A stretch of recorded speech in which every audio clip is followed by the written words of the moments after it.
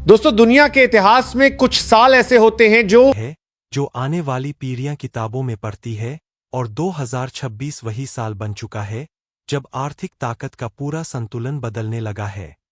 जब सदियों से राज कर रही महाशक्तियों की कुर्सियां हिलने लगी है, और जब एक नया खिलाड़ी नहीं बल्कि एक नया बादशाह उठ खड़ा हुआ है।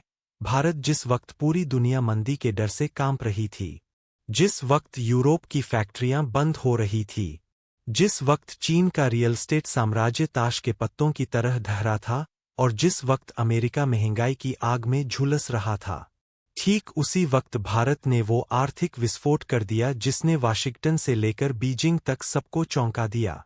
भारत की जीडीपी ने वो सारे पुराने रिकॉर्ड चकनाचूर कर दिए जिन पर कभी अमेरिका और चीन घमंड करते थे। और आज हालात ये है कि दुनिया की सबसे ताकतवर अर्थव्यवस्थाओं के क्लब में भारत सिर्फ शामिल नहीं है, बल्कि सबसे तेज रफ्तार से दौड़ता हुआ सबसे आगे निकल चुका है। अब यह कोई भावनाओं में बहकर कही गई बात नहीं है, बल्कि वो सच्चाई है जिसे अब दुनिया की सबसे कठोर संस्थाएं भी मानने को मजबूर हो गई है।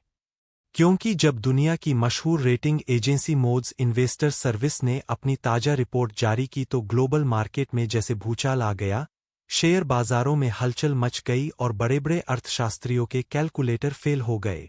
क्योंकि इस रिपोर्ट में साफ साफ कहा गया कि आने वाले वर्षों में पूरी दुनिया में सबसे तेज बढ़ती अर्थव्यवस्था कोई और नहीं बल्कि भारत बनने जा रहा है। और 2027 तक भारत G20 के सभी देशों को पीछे छोड़ देगा।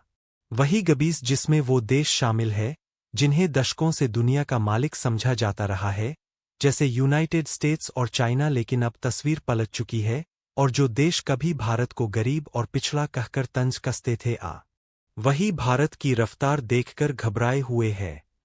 सोचिए जरा, जिस दौर में पूरी दुनिया 1 या 2% ग्रोथ के लिए तरस रही है, उस दौर में भारत 6% से ज्यादा की रफ्तार से आगे बढ़ रहा है।